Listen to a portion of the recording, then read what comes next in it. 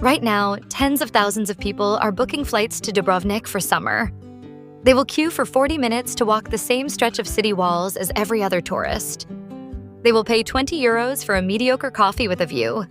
They will share narrow medieval streets with passengers from 4 separate cruise ships. And about 4 hours south of all that chaos, across the border into Montenegro, there is a bay that makes Dubrovnik look like a city that ran out of ideas.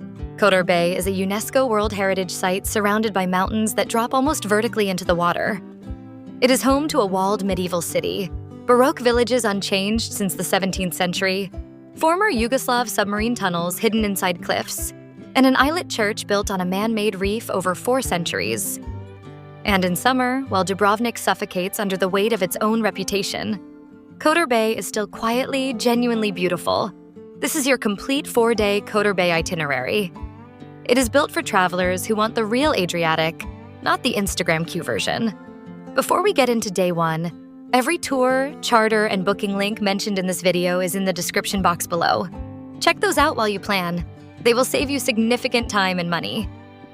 If this is the kind of travel content that helps you plan trips you will actually remember, subscribe to the channel and drop a like. Now let us get into it. 4 days in Kotor Bay is the right amount of time. 2 days is not enough to get past the surface. 5 days risks running out of meaningful new ground to cover. 4 days lets you explore the walled city properly. Experience the bay by private boat at your own pace. Reach the hilltop villages in the afternoon calm, and still have a final morning to drive the legendary Serpentine Road before you leave. It is a tightly considered itinerary, and every day has a distinct character. Day 1. Arrival and Venetian charm. Most international travelers arrive at Tivat Airport, which is the closer and more convenient gateway, sitting just 7 kilometers from Kotor Old Town. The taxi from Tivat to Kotor takes approximately 9 minutes and costs between 10 and 25 euros, depending on whether you use a metered local taxi or a pre-booked private transfer. For travelers flying into Dubrovnik Airport instead, the road journey into Montenegro crosses the border at Debeli Brijeg and takes approximately 2 hours. A private transfer for this route is the most comfortable option and removes the hassle of border logistics with a rental car. Book your Tivat or Dubrovnik transfer in advance, particularly in July and August when demand peaks. For accommodation, resist the impulse to book directly inside Kotor Old Town. While the location sounds appealing, the narrow walls trap heat overnight in summer, and the sound of cobblestone foot traffic at midnight is a consistent complaint among those who have tried it.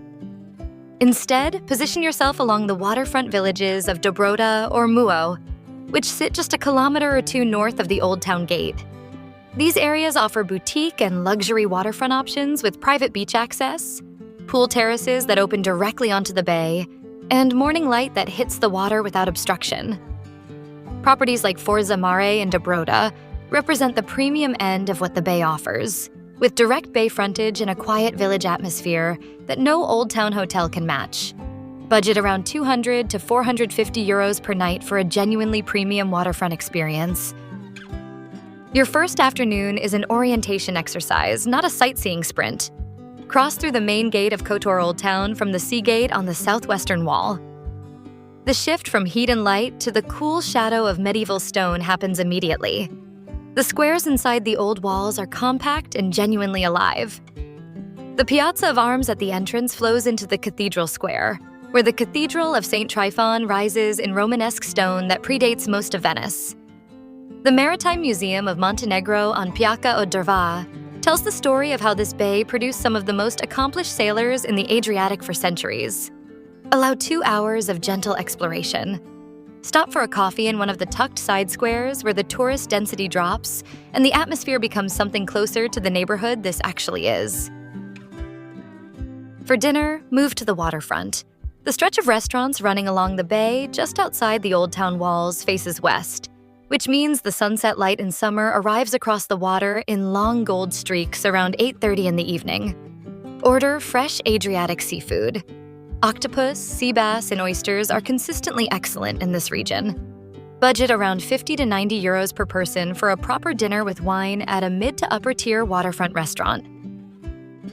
Day 2, walled fortresses and hidden alleyways. Day 2 begins before the heat arrives and before the cruise ships dock. This detail matters more in Kotor than almost anywhere else in the Adriatic. The first cruise ship arrives at the port between 8 and 9 in the morning in peak season, and when it docks, the population of the Old Town increases by several thousand people in under an hour. The San Giovanni Fortress climb, therefore, starts at 7. The access point is inside the Old Town walls, near the northern wall. The climb covers approximately 1,300 steps and takes between 1 and 2 hours depending on pace. It is steep, the footing is uneven, and it demands proper shoes. But at 7 in the morning in July, with the bay still in shadow and the temperature cool, it is one of the finest hours you can spend in Montenegro. The view from the top looks straight down over the red rooftops of the Old Town and across the full curve of the inner bay toward Tivat and Perast. The fortress walls and towers at the summit are partially intact and add genuine historical texture to the panorama. Entry requires a ticket, currently around €8 per person. Allow 2 to 2.5 hours total, including descent. By 9:30, you are back inside the walls before the cruise crowds have settled in. Spend the mid-morning exploring the parts of the Old Town that reward second looks. The small Romanesque churches scattered through the back streets, the Church of St. Luke with its dual religious history, and the old cistern square that still gathers morning light in a way the main piazzas do not. Grab breakfast somewhere simple in the local quarter and take your time. For the afternoon, leave the Old Town entirely. The small coastal settlement of Prachanj sits just a few kilometers south along the bay and offers a completely different energy. Beach clubs along this stretch of the bay are genuinely relaxed, positioned on the water with sunbeds and umbrellas and the mountain backdrop rising behind them. The summer heat by 2 in the afternoon is best experienced horizontally beside water. Allow 2 to 3 hours here before the late afternoon sun begins to soften. Return to your hotel to freshen up and head into the early evening. Sunset drinks on your hotel terrace or at a waterfront bar in Dubrovnik, followed by dinner at a premium seafood restaurant, is the right way to close day 2. By this point in the trip, the rhythm of Kotor Bay is beginning to feel like something you could sustain for considerably longer than 4 days. Day 3, private charters and Baroque islets. Day 3 is the best day in this itinerary, and it requires advanced planning. Book a private speedboat charter the moment you confirm your travel dates. This is not an optional upgrade. Sharing a boat with 12 strangers on a group tour in the Adriatic in summer is an entirely different experience from having a boat and a captain to yourself. And in Kotor, the price differential is far smaller than you might expect. Private half-day charters typically run from the hotel dock or the main Kotor pier and start at around 150 to 300 euros for a half-day depending on the boat and operator. For a group of 2 to 4 people, this is among the most cost-effective luxury decisions you can make on this trip. The morning departure should be early, around 8, before the bay develops its afternoon chop and before the group tours saturate the key stops.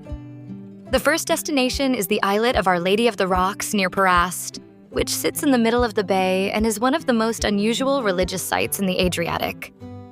The church here was built on a man-made reef beginning in the 15th century, expanded by local sailors who cast votive stones into the water for generations. The interior is covered in over 60 ex-voto paintings by the Baroque artist Tripadvisor. And the silver-embroidered tapestry that took a local woman 25 years to complete is one of the most intimate and unexpected works of art you will encounter in this part of the world. Allow 30 to 40 minutes here. From the islet, your captain continues along the outer bay toward the blue cave near Balin Bay. The cave earns its name from the electric blue light that reflects off the shallow sea floor through the underwater entrance when the morning sun is at the right angle. It is a swimming stop. The water in summer reaches 24 to 25 degrees. Jump in. This is precisely what private charter access is for. From the Blue Cave, the former Yugoslav submarine tunnels near the village of Rose are a 30-minute run along the southern outer bay. These tunnels were carved into the cliffside by the Yugoslav Navy and disguised with artificial rock facades to avoid satellite detection during the Cold War era. The tunnels run approximately 100 meters into the cliff face, with a depth of around 10 meters, and the combination of military history and raw geometry makes them one of the most photogenic and unusual stops in the entire bay. Your captain enters the tunnel opening by boat. The darkness inside the mountain, broken only by the engine echo and the square of blue water at the entrance behind you, is extraordinary. Return to the bay by early afternoon and ask your captain to drop you at Parast. This small Baroque town of just a few hundred permanent residents lines a single waterfront promenade and has preserved its 17th century character with an almost accidental completeness. Walk the promenade. The palazzi, the bell tower of the Church of St. Nicholas, and the waterside cafes running between them are the definition of undiscovered Adriatic luxury. Have a long lunch on the water. Spend 2 hours here. Take the afternoon ferry or arrange a taxi back to Kotor when you are ready. The evening belongs to Porto Montenegro in Tivat, the superyacht marina that represents the most dramatically modern contrast in the entire bay. The marina is a 15-minute drive from Kotor and is home to some of the most impressive vessels in the Mediterranean during summer months. The waterfront dining strip here includes one restaurant at the foot of Jetty 1, serving modern Adriatic cuisine with an extensive wine list and a terrace that faces the moored yachts at sunset. Maya Bay, Porto Montenegro offers exceptional Thai and Japanese cuisine in an interior that would not feel out of place in Monaco. Budget around 60 to 120 euros per person for dinner here. It is the right way to close the best day of the trip. Day 4. Panoramic Heights and Departure. The final morning of this itinerary begins with a drive and ends with one of the most distinctive views in the Adriatic region. Check out of your hotel and load your luggage into the car. The drive up the Kotor Serpentine begins just north of the Old Town and climbs the mountain face above the bay via 25 hairpin turns carved into the limestone cliff. The road was built in the early 20th century and remains one of the most dramatically engineered routes in the Western Balkans. Do not rush it. The road is narrow in places, the drops are severe on the bay side, and the view changes meaningfully at every turn. Budget 45 minutes to reach the top comfortably. At the summit plateau near the village of Njagusi, pull over and have a coffee. The panoramic view from this altitude looks straight down the full length of the inner bay, with the mountains on both sides and Kotor Old Town visible as a small terracotta cluster far below. On a clear summer morning, this is the defining view of the entire trip. Restaurants and small family-run stops at the top serve local smoked ham and cheese from the plateau, which is some of the finest cold produce in Montenegro. Allow 45 minutes at the top.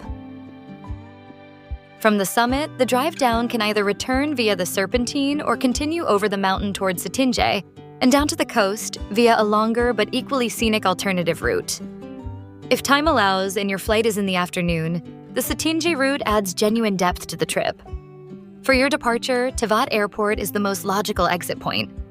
The transfer from Kotor takes 9 to 15 minutes, making it one of the shortest airport connections of any premium European destination. Private transfers can be arranged through your hotel concierge or via the booking links in the description below. Allow at least 2 hours before your scheduled flight for check-in and security at a small regional airport in peak summer. Kotor Bay will not be undiscovered forever. The superyacht marina is already there. The boutique hotels are already filling up. The word is beginning to travel. But right now, in 2026, you can still stand on the top of the fortress at 7 in the morning and have that view entirely to yourself. You can still charter a private boat for less than dinner in Dubrovnik. You can still eat at a waterfront table in Parast without a reservation and feel like you are the only foreigner who found the place. That window is open. This itinerary is how you use it. If this video helped you see Kotor Bay as the extraordinary destination it actually is, please like it and subscribe so you do not miss the next itinerary.